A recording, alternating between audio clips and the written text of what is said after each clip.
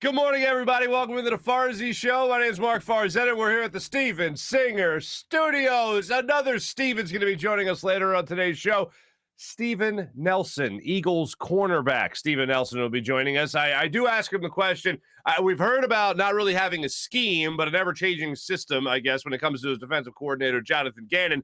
So I asked him about the overall philosophy of this defense and what exactly the strategy and the goals are. Now, I will preface it by saying this. Every once in a while, you'll ask somebody a question, and you'll think, well, what's he going to say? Well, if you're just following suit, if you're just trying to be respectful, if you're just trying to be nice, if you don't want to throw anybody under the proverbial bus, you just kind of say what's right along that flat line. You don't go too high, you don't go too low, certainly. But Steven Nelson and what he has to say about this Eagles defense is so high.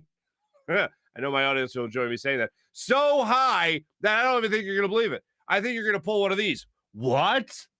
What did he say? All right. So we'll get to that interview coming up in just a minute when he joins us on the Rothman Orthopaedics guest line. And he's brought to us by the great people of Sky Motor Cars, as a matter of fact, the people that bring us our morning rush every morning. So I look forward to you guys hearing that conversation. I enjoyed the conversation. A man for all seasons, that's Steven Nelson. He even has his own YouTube channel, so go check that out as well. So we'll get to that interview in a little bit. We will get into the 76ers because the Sixers played a game last night. They were there physically. They were there in Madison Square Garden. The Knicks were there. They were playing really well. And the Sixers, not so much. Not so much were they playing well. The Sixers played terrible throughout last night's game. They had a little bit of a rally here and there where they tried to get things together and get things going, but they all fell flat. Oh, look, they're down 11 now. All right, maybe this is when they make the – nope, this isn't when they make the run. No, it's not happening. Joel Embiid last night didn't score his first bucket until the 10:40 mark of the fourth quarter. And there was a couple of times that Joel Embiid went down last night in the game. He got an elbow to the face in the game. He had to go out for a little bit, come back in. But really, throughout the entire game, this Sixers team was not in rhythm. There was no rhythm, zero rhythm to this offense. And in football, they talk about this a lot. I forget who it was. It was our boy. It was Jalen Hurts. Flush it. You just got to flush it. Well, last night's game in MSG was definitely an example of the Sixers to flush a game. That was where you take the shovel out, you dig some dirt, you throw the tape in there, and you cover it up, and you bury it, and forget about it, and you move on with your life. Because that was just not a good performance last night by the 76ers. Tobias Harris got you 20 points. I had some strong words to say after the game. We'll talk about them a little bit later. But it just was not a good game for the Sixers. If you had something else going on, if you were a big baseball fan, maybe watching the World Series, well, then congratulations on watching that game instead of the 76ers. So we'll get into that. We will hear from the defensive coordinator of the Philadelphia Eagles, Jonathan Gannon, coming up in a second as well, because Jonathan Gannon, as you would assume, at his press conference, was asked about Fletcher Cox and what Fletcher Cox had to say about Jonathan Gannon's defense.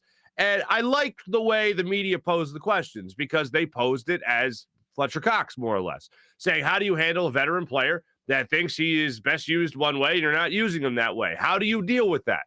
The answer from Jonathan Gannon is rather surprising, and it kind of goes against what Fletcher Cox had to say. So we're going to start it off with that today, folks, because you heard the Fletcher Cox comments. I played some for you yesterday. This is the one that is really resonating with a lot of people. No, I don't get paid to play strings. I get paid to sack the quarterback, play in the backfield, tackle. I don't get paid to play strings. We get stringed all the time. Just get out of the stack and run to the football. Fletcher would go on to voice his frustrations when it comes to this defense, when it comes to his role in this defense, and it's really not the first time he has gone to something along the lines of "I don't get paid for this," or it hasn't been the first time that he hasn't, because it hasn't been the first time where he's went along the lines of "I just play what is called."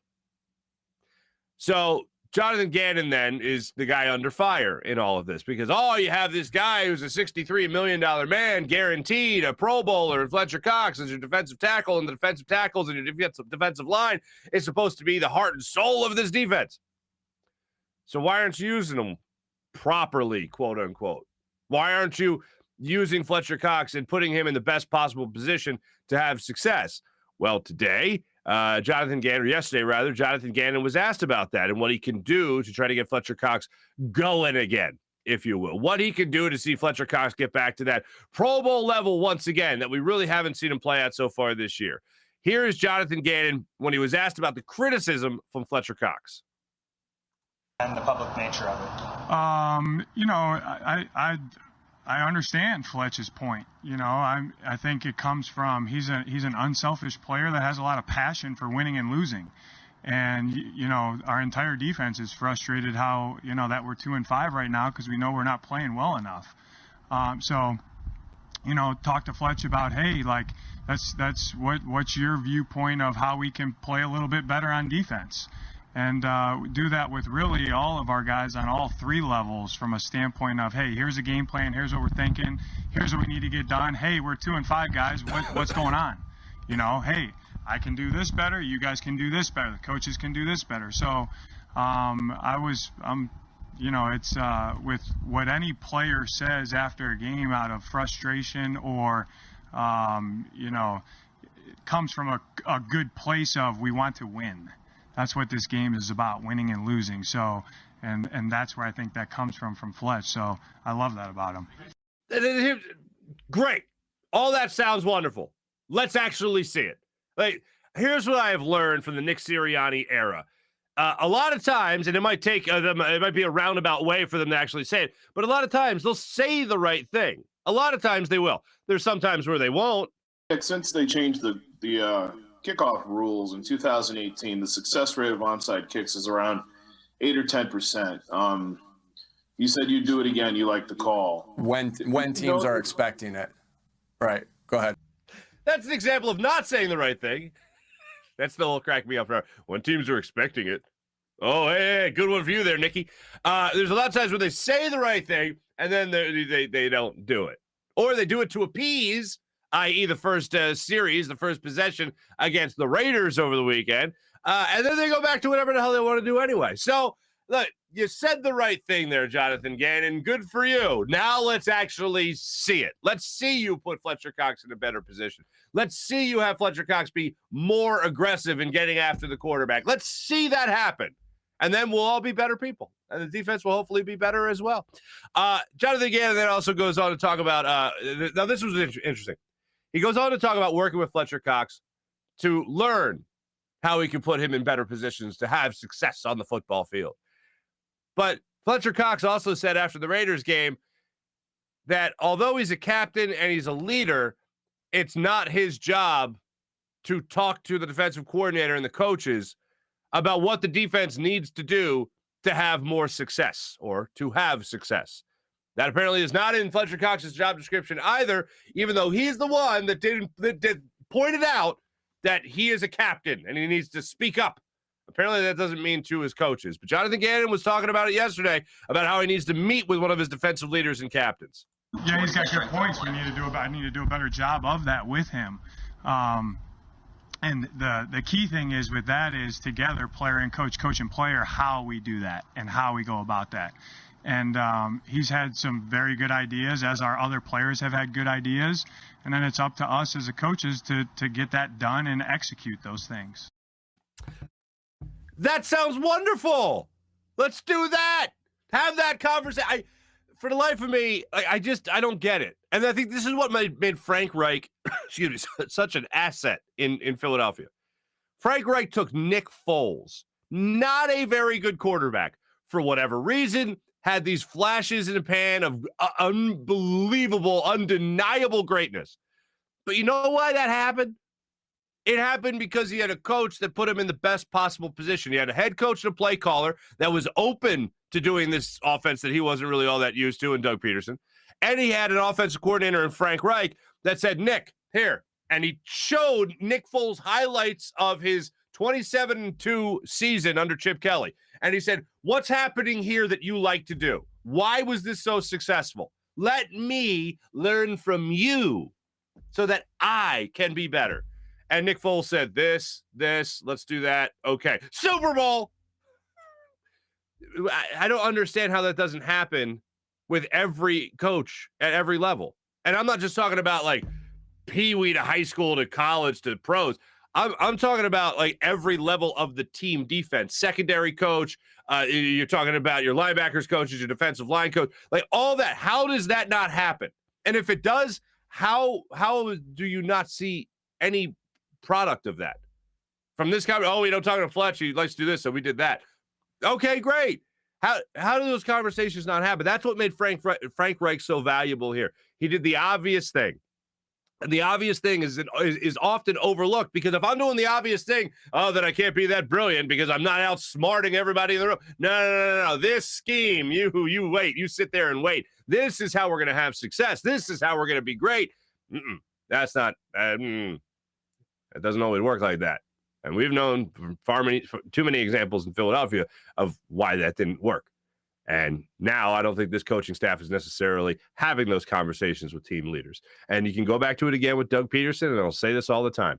Doug Peterson was not the most brilliant strategist. He wasn't the best game planner, not the best in-game adjuster, right?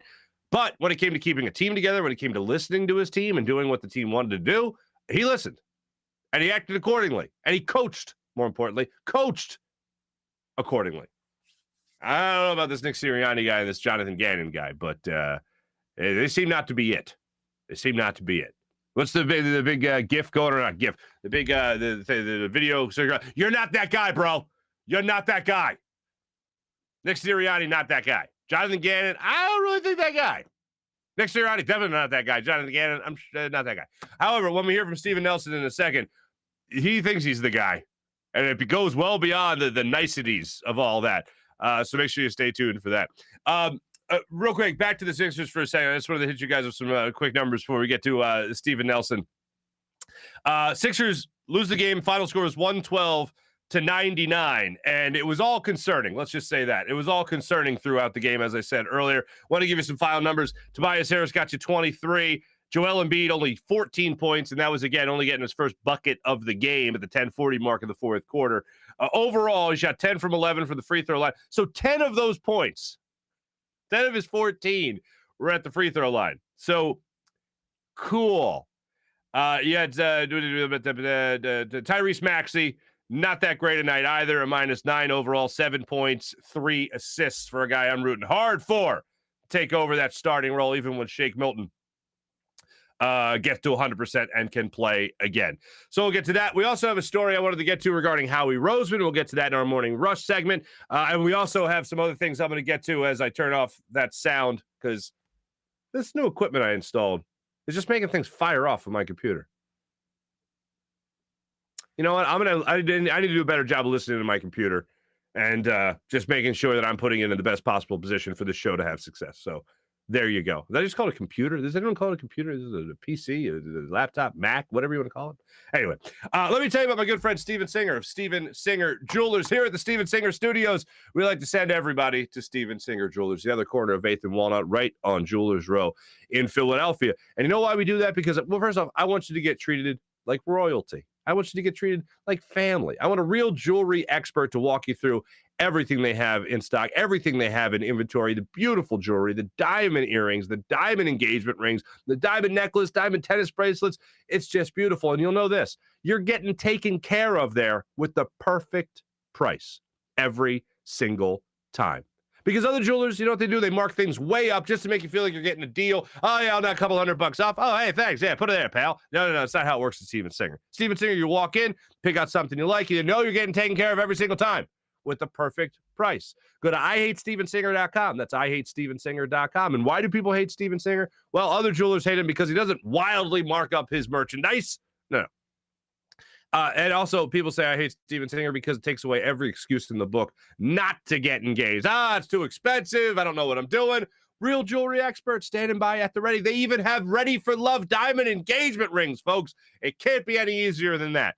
So make sure you head to the other corner of 8th and Walnut or IHateStevenSinger.com. That's IHateStevenSinger.com. One place, one price, the perfect price every single day from the man that's in the love business, Steven Singer of Steven Singer Jewelers. Without further ado, I very much enjoyed this conversation. It's brought to us by the great people of Sky Motor Cars. Let's check in with Eagles cornerback Steven Nelson. That's right. Now the Rothman Orthopaedics guest line brought to us by the great people, ladies and gentlemen, of Sky Motor Cars. You know how much we love them. They bring us our morning rush each and every day, and they bring us Steven Nelson, Eagles Corner, today. Steven, how are you, man? I'm great, man. I'm great. Thanks for having me, man. My pleasure. Great to have you on. Great to have you in the city of Philadelphia. How you liking Philly so far? It's cool, man. It's a cool city, man. Very diverse. That's one of the main things I noticed about it. It's very cultural, man. Like you can definitely see different races. You know what I mean? Like throughout the city, because it's like a tight knit type of city. You know what I mean? So that's what I like about it. Awesome. I'm glad. Yeah, very true. Very true. And as far as the great people at Sky Motor Cars go, what are they hooking up with? What are you driving around these days? I'm driving a Dodge SRT right now. I love that car. It has some speed, very spacious on the inside too, man. So, got to give big thanks to those guys for sure. I'm sure. Now, you interestingly enough, you were actually drafted by a guy that spent a lot of time here in Philadelphia, Andy Reid. What was it like in your years in Kansas City, experiencing him as your head coach? Yeah, Andy Reid, man, he was great. He was great, fun coach to be around. Learned a lot from him, and just the way he coaches, and just going about the way he does things, man. Great guy, man, on and off the field. When you were drafted, was he the guy that called you? Yes, he gave me a call along with John Dorsey, who I don't believe is there anymore. And a couple of guys on the coaching staff at the time, but I definitely heard from him. Mm-hmm. Obviously, the Chiefs are going through a bit of a rough patch right now, but when you were there for the start of something that was going to be great there in Kansas City. Did you have a feeling that something special was going to happen there? Yeah, they. We were pretty much, building towards that. I mean, when I was there, I never experienced a losing season. Went to the playoffs every year, so definitely knew what type of team we had. The offense, and when Pat got involved, things just kind of skyrocketed from there. Mm-hmm. Now you obviously come to Philadelphia from Pittsburgh, and a lot of people were waiting for that Eagles signing to happen at the cornerback position. They had already had Darius Slay, as you can only call him. He comes to Philadelphia, and they're waiting to see who is the next guy. You were the next guy. What was it like getting the news or finding out that you were, in fact, going to sign with the Eagles? It was exciting. Pretty much had been in the talks with the Eagles, pretty much, throughout the whole entire process. So always, knew it was a possibility. So it wasn't a big excitement for me, just because I knew as much as it was for the fans. But definitely was excited, for the opportunity and, what's to come. What drew you to Philadelphia? I'll probably have to say, like, all in all, just like the opportunity, to play in big games, fan base, all that kind of stuff. It draws attention, in the right places, especially for me. And also the D line, I always want to, play behind a good D line in the secondary. I'm sure. I have to ask you about this. You mentioned the defensive line. Fletcher Cox comes out after the loss to the Raiders and says, basically he wants to be used in a more aggressive fashion. Do you wish that your defense was playing more aggressive than what we have seen so far this year? Man, I'm just doing whatever I'm told, man. I'm a team player. Whatever I'm asked to do, that's what I'm doing. I'm not saying too much about whatever's going on with that situation. Understood. As far as the defense goes, we've heard from your defensive coordinator, Jonathan Gannon, many times that he doesn't necessarily have a scheme. He has things he likes to do, but as a defense, can you give us a little bit more detail on that rhythm, on that play calling, if you will, from a defensive perspective? Well, from a philosophy standpoint, the defense is geared around, taking away or limiting, explosive plays, down the field. Strategically, it's a great idea because too many of those explosive plays lead to, touchdowns, as you would say. So, just trying to limit those and, make the offense, kind of earn it, in that aspect. So, um, I mean, when you really look at it, it's very like genius when you look at it. Just a few couple things that, we all have to improve on. Okay. One of the things I do want to ask you about is your YouTube channel. I know you're very proud of this. I actually watched some of the stuff you were doing when you were out in Arizona, training, getting ready for the Yeah. season, and all that stuff. What type of stuff do you look forward to doing on your YouTube channel? Yeah, man. I mean, I have several videos up now that people can go, just type in my name, Steven Nelson, and just go subscribe. But I have like, just day in the lives of me, fishing, working out, like you say. I took a trip to Tulum, got a couple videos of Tulum, but and all my stuff is great content. You got some funny moments in there, a couple of those, man. But got a paintball, uh, had a paintball war on there. So just different variety of things, man, that you can get from that. Okay. And, are you a big paintballer? Are you a big fisherman? Or is this just things you did for your YouTube channel? No, I am a big fisherman. I actually did a video of my boat. I bought a bass boat this off season, and that's all I was doing was fishing. So I got a little video on there with my boat and stuff like that. So yeah, man, it's just I feel like it's just showing people like who I really am. You know what I mean? Mm-hmm. Yeah, the outside the football version of Steven Nelson. Yeah, exactly. We wear a helmet, majority of the time, so you don't really know what's under the helmet. No, I understand. I understand. I've talked to a lot of athletes that always want to let the other side show. What is something that we would be surprised to learn about? You mean a fisherman? You have your own YouTube channel, of course, and an NFT as well Yeah. that you're also working with there. What do you got? Yeah, definitely, man. So I'm a big art guy, man. Just I buy art, just 'cause I like it. Whether it's investment wise or just it looks good in my house, whatever. But so I got involved with the NFT space, and that's just to piggyback off of what I was doing with crypto already. But the NFT space is fairly new for most people. It's still fresh, but it just for people that don't know, it's a non-fungible token. So it means that you can uh, digitally own anything, that's physical, if that makes sense. But so more about what I have going on. So I have collectible items, about 60 to 80 items you can buy on OpenSea.com. You can use it's affordable, and you can just have that for a lifetime. And then I also have these game day packages where I have about 5 packages that are geared around, or they'll be given out with the division home games. So basically, people bid on the home games or bid on the packages, so they get 2 home game tickets. They get a game worn jersey signed by me, game worn cleats signed by me. They get a OpenSea collectible NFT, and then they get a physical painting as well. And they also get an experience, so they get to go fishing with me, go eat pizza with me, or something. Whatever it is, whatever Right. that experience may hold. But so yeah, those 2 things, man, is something that I'm giving back to the fan base, and also a portion of the proceeds go to Eagles Autism.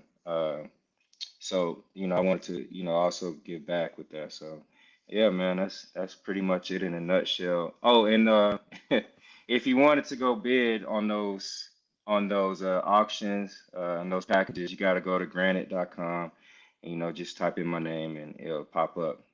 Awesome. No, I will be sure to show a link to that at the end of the interview, man. I appreciate you Yeah. you doing that. That's great. Eagles Autism, such a great cause, so well known throughout the city, as you would assume. I Right. do have to just to go back, because I know it's not exactly the year that a lot of people wanted to see with a 2-5 team right now. If you have a message to the fan base as it pertains to your defense as a whole, the Eagles defense as a whole, what would you tell the fan base? Just know, man, we're giving it all we have. How important football is to this city. We're not backing down from it. We're going to work every day, and we're like as a whole trying to get better. Trying to figure this thing out. It's not like we've given up or our guys just don't care. We really do, just trying to figure it out. It's things like that happen sometimes, but you got to persevere and just keep going. When you have a team ahead of you like the Detroit Lions, who haven't won a game yet, some people might say, oh, you got to be careful. You don't look past a team like that. How do you stay focused as a professional athlete? Yeah, man, you just got to understand, like, I've been around for a while now, so you got to understand that in this league, anybody could beat you. Everybody collects a paycheck in this league. So you look at it like that, you just can't slack off, just because of a team's record. They're coming out, and that team, they're trying to get a win, right? So, they're going to play as harder as any other team we play. So you just got to keep preparing the same way. I'm always curious. I love asking people this, especially in their first year in the city. What did you know about Philadelphia? What were your experiences with Philadelphia prior to being an Eagle? I didn't know too much about it besides the strong fan base. That travels, and that holds a lot of weight. No matter where you are. I haven't had any too many experiences in Philadelphia, prior to me coming here. I was always a Michael Vick fan growing up, so definitely used to watch some Philly ball. But yeah, that's about it. All right. Last one for you. I understand. I was told that there was a Halloween party or something to that effect this week. Some guys were dressing up with the team. How'd that go? Yeah, that went pretty good, man. We just did a lot of team bonding. I think that is very a big factor in trying to grow as a team. So it was pretty much just a team bonding event. But we had some good times, man. Saw some crazy costumes. I saw a guy dress up as a ginormous Teletubby. As a big guy. I'm not gonna say his name, but I think he might have won costume of the night. But all right, what did you go as? A fisherman? What did you go as? Nah, that was a good one. I should have, but I went as a priest, man. I was making sure there weren't any sinful acts going on. Phenomenal. So we got your message to the fan base as far as this defense goes going forward. The last thing I'll ask you before I let you go, what goes on when there is struggles? Like, for instance, Derek Carr was in a rhythm, just in such a great rhythm. What goes on at halftime, during the game? What's being said on the sidelines to try to prevent a quarterback from falling in that rhythm or taking him out of it? Obviously, there's some frustration, just because, we're not, getting off the field, or, things aren't working out. We're not executing, whatever the case may be. It's always going to be a little frustration, but, guys have been around, like older guys, always have to pull everybody together. That's the importance of leadership, and, just try to, in the midst of things, calm everybody down and just try to find a way to construct victory, at that point. I feel like, when you get too worked up, things just kind of spiral, out of control. So you just got to keep your head, man, and stay focused. All right. Steven Nelson, welcome to Philadelphia. Look, we're all rooting for you guys. We're rooting for you guys to turn this season around, especially on the defensive side of the ball. You guys get it together, obviously, and appreciate you coming on here with the great people of Sky Motor Cars, man. Steven Nelson, thank you so much. Hey, appreciate you, man. Thank you. Appreciate you. All right.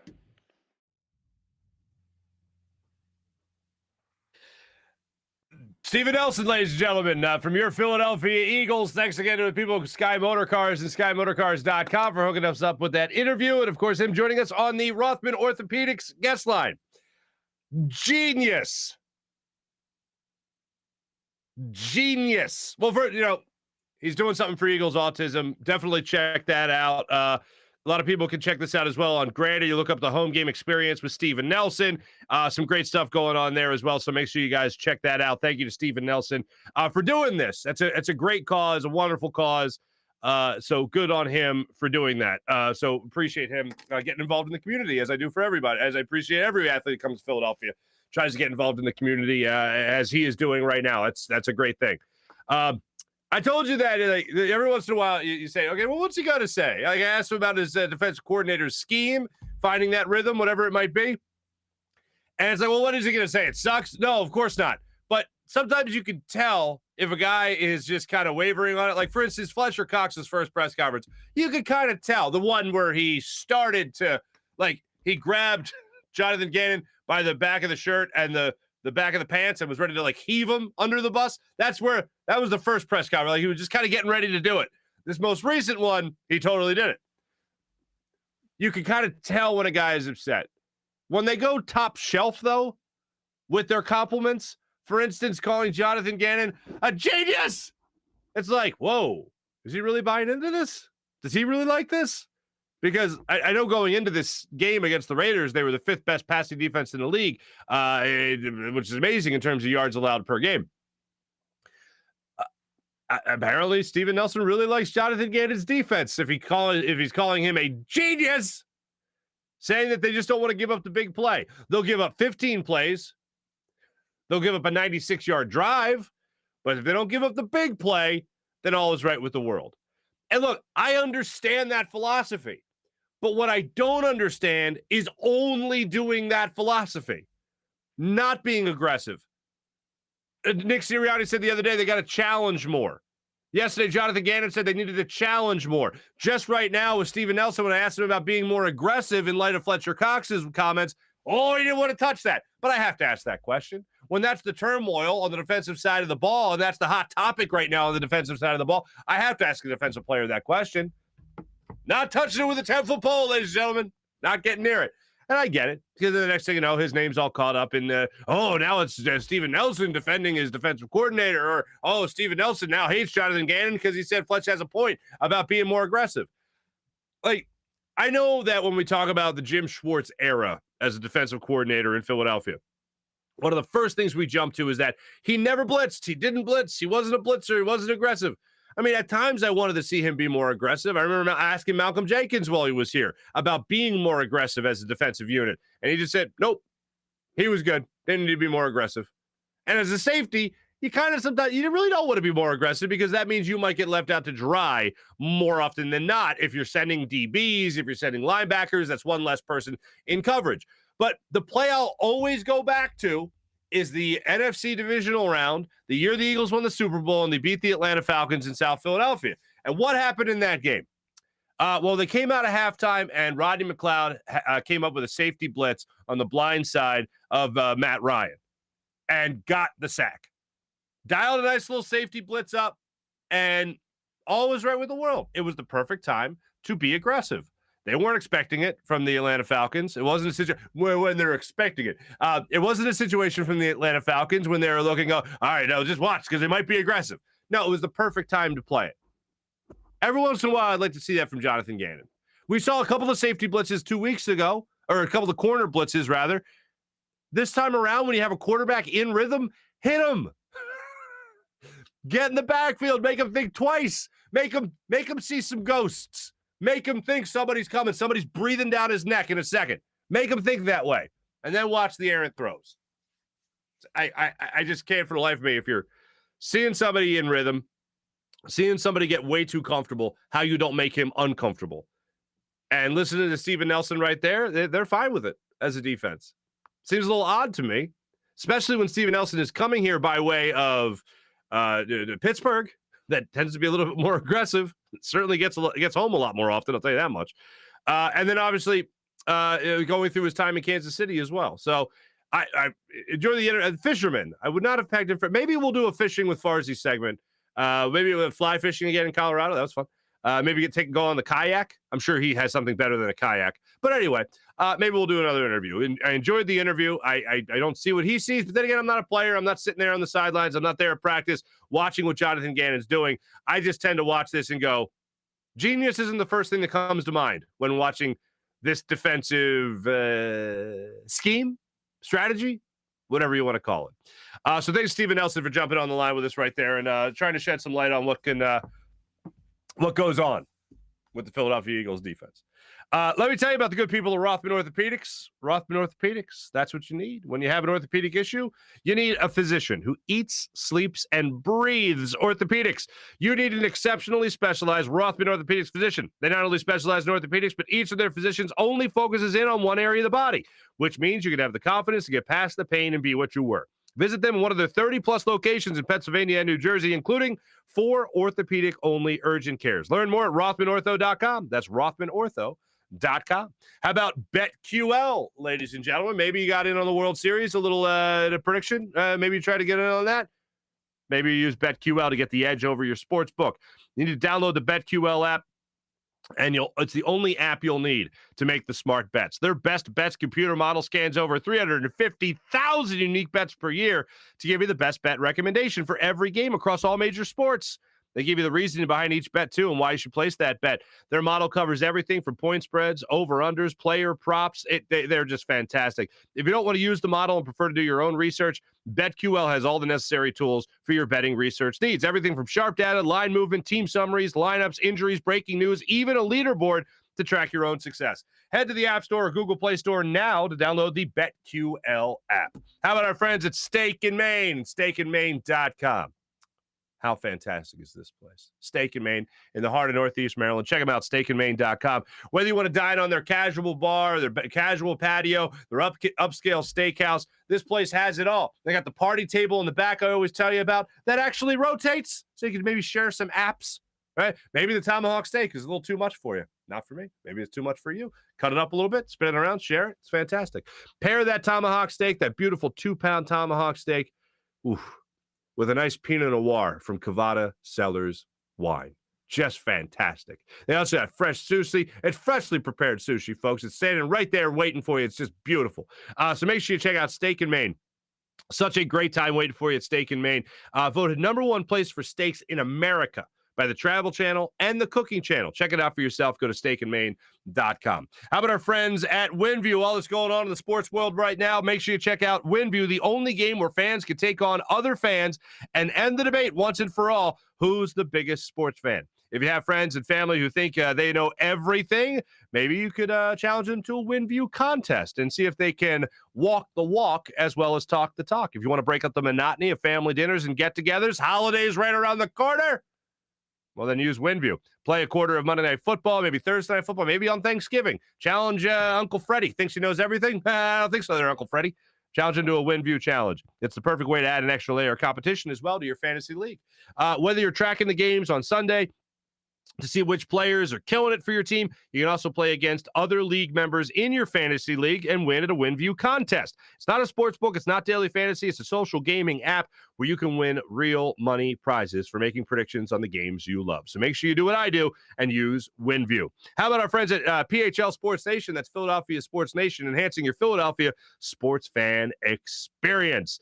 All right, now let's get into our social media check-in, brought to you by Steak in Maine at steakandmaine.com. So many comments from all you wonderful people, including a little computer glitch, you sick bastards. We'll get to that in a second. April, good morning. Dak, good morning. Dan, Mally, Peter, aloha from the Outer Banks. Enjoy the Outer Banks. Where are you at? Corolla? Where are you at? What is it, Duck? Duck Island or something? I don't know. Anyway, love the Outer Banks. You know what I love about the Outer Banks, just real quick? Ginormous houses with like 7 bedrooms for 3 people. Like the houses are ridiculous. Like, what do they cost down there? Like $5 compared to like the Jersey Shore? I don't know how it works down there. Anyway, it's insane. I love the Outer Banks, but enjoy, Peter. Enjoy. Larry's checking in, saying good morning. Good morning. Dan saying, watching this team makes me feel like I get hit by a bus, not proverbial. Very nice. Kevin, good morning to you as well. Larry, what's popping? Mally, what's going on? Watching Philly sports makes me sober. Good for you, Mally. It drives people to not being sober, actually. I think most people have. Alex is saying Gannon is in over his head. Well, then that makes 2, because Nick Sirianni in every way, shape, or form is in over his head. I don't know what coach is not in over his head. The offensive line coach, Jeff Stoutland, not in over his head. The guy does a fine job. Let's see. Peter, thanks, April. I get to enjoy it every day. What, the Outer Banks? Oh, Peter, do you live in the Outer Banks? That's awesome, man. Good for you. Jacob, what's happening? Good morning. Alex, hello again. April, Peter, very jealous. Oh, look at you guys. You guys are going to have a nice little trip to Outer Banks sometime soon. Ian, Gannon, and Sirianni, clown boys. Like, not just the introductory press conference, but pretty much every press conference with Nick Sirianni, especially when you hear things like, yeah, no, when they're expecting it. Anyway, I'm not going to get off that. That's oh my God.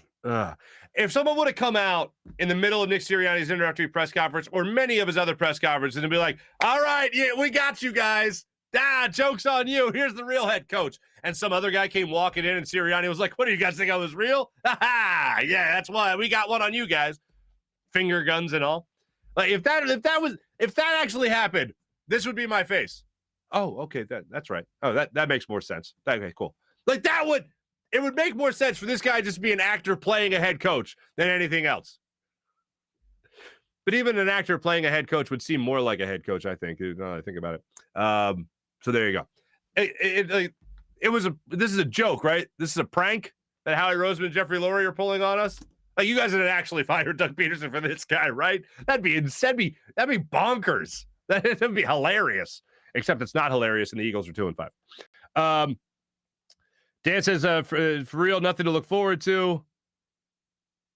Dan, God, Philly sports are just trash right now. Hey, we got the Flyers. They're on the ice tonight, so that's fun. Dak, Doug P was a very special guy. That's true. For real, nothing to look forward to at all. Peter, we've got a sheep coaching staff and following the orders of Lori and Howie. Screw them all. Flyered up. There you go, Peter. Nice to see you. I'm looking forward to doing yard work. Oh, Dak, has that happened already? Where you're like happy about doing yard work? My leaf blower just broke. Yeah. We inherited from the people that we bought the house from because they were like downsizing into a condo. They didn't need a leaf blower anymore. Left us with a leaf blower, finally died. 2+ years in the making. Finally died. Got to go buy a leaf blower now so I can do yard work on Sundays. So we agree. Farzy, this did the ad sound like it was of an erotic nature? Not even going to read the rest of these.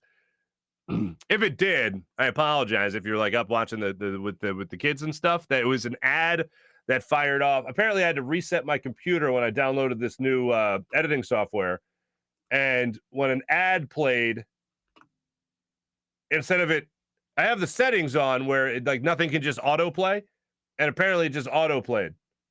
Let's see if I can get it again, just see if to let you guys believe me. Anyway. See if that fires off in a second. It's obvious the players have zero confidence in Jonathan Gannon. Dak, I don't disagree with you. Ain't no way he's going to say anything about the situation, says April. He's trying to get to keep his head low and get time on the field. Peter, did he say genius? Yes, he said genius. Genius was a thing he said. So there you go. There's a genius, yes. Let's see. Oh, Dan, this team couldn't look past Archbishop Wood. Damn right they couldn't look past Archbishop Wood. What's happened? There it is. Oh, hey. Yeah. Get the heck out of here, Samuel L. I'm tired of these bleeping ads on this bleeping show. All right. What else we got here? Nick John, yeah. The comments, you guys are just rolling in today. Dan, I'm glad you appreciated my finger guns. Editing software. Cody, do you have accounts down there? Why is that funny, Cody? What the hell's the matter with you? Marc OnlyFans starts tomorrow. Let me tell you guys something. When we were starting the show, actually, no, not when we were starting the show. I still do this. If I'll be a guest on a podcast somewhere, right? Because once I got into the digital world, 100% digital world, I started doing as much, digital content as possible. People ask me to come on the show. I'd come on their show, whatever. So they say, hey, where can we watch you? Or where can we listen? And I'd always say I'm on every social media site except Parler and OnlyFans. And let me tell you, it was a 50-50 shot of whether or not they either knew what OnlyFans was or thought it was funny or thought I was being serious. Like, most of the time they laughed, I would say. Maybe 60% of the time they laughed. 40% of the time they'd be like, oh, wait, what?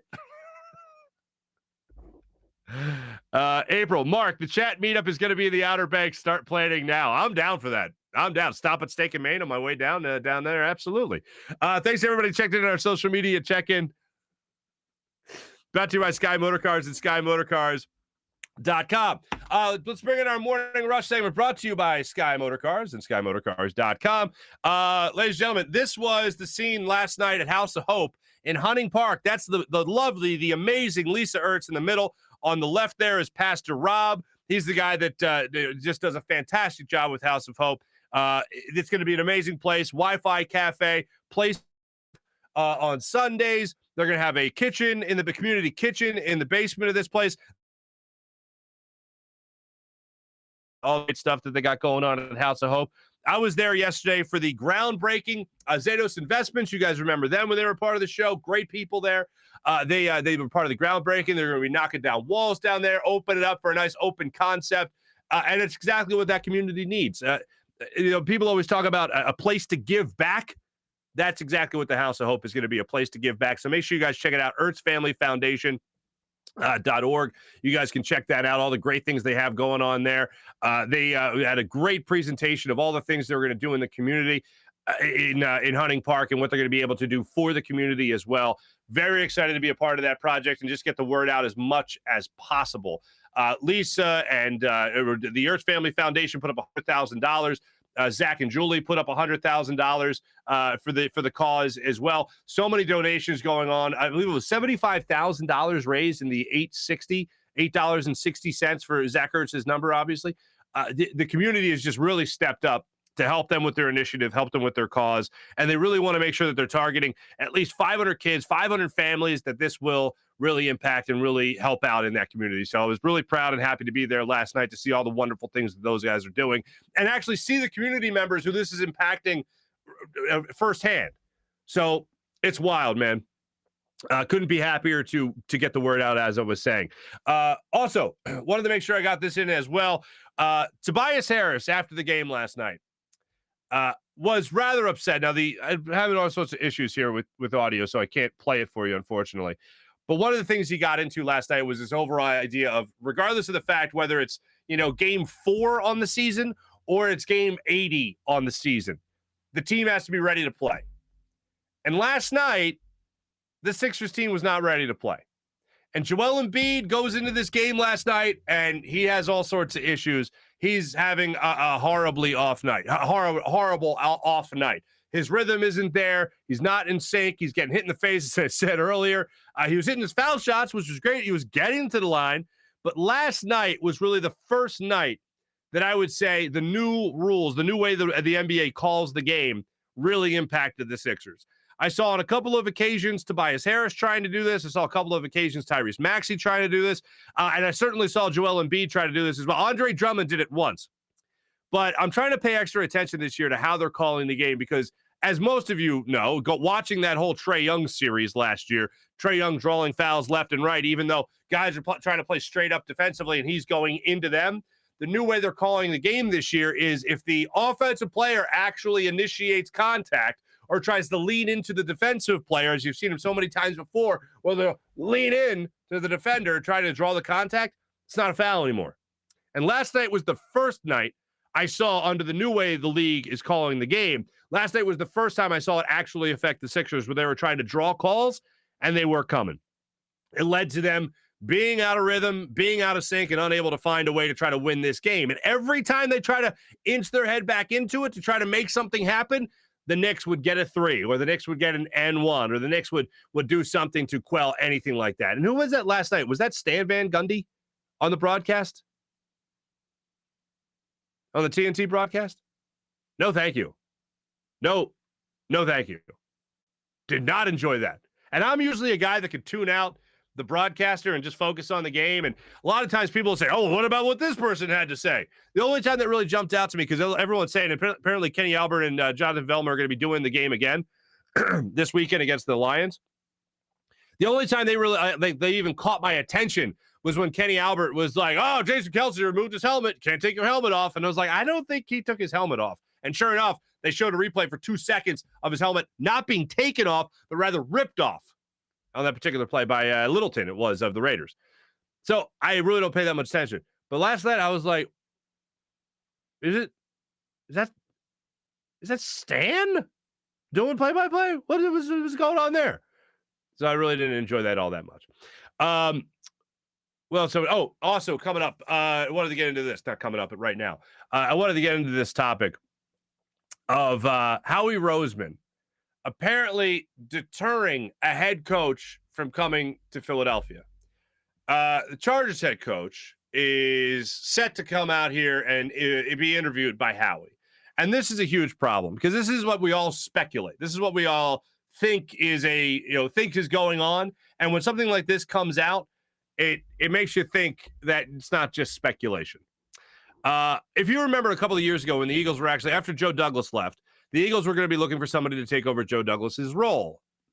There was no GM at the time. I think Joe Douglas's official title was like Director of Football Operations or something like that. Basically, he was the assistant to the regional manager with Howie Roseman. And they were about to interview a couple of people. One was the guy from Green Bay, whose name escapes me right now, but it was basically a lateral movement for him.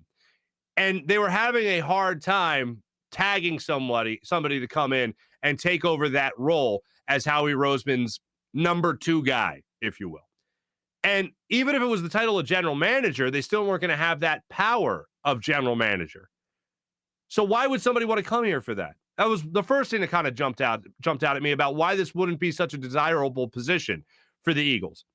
And then you look at what's going on right now, the story that came out, and not wanting to take a head coaching job in Philadelphia because Howie Roseman is here.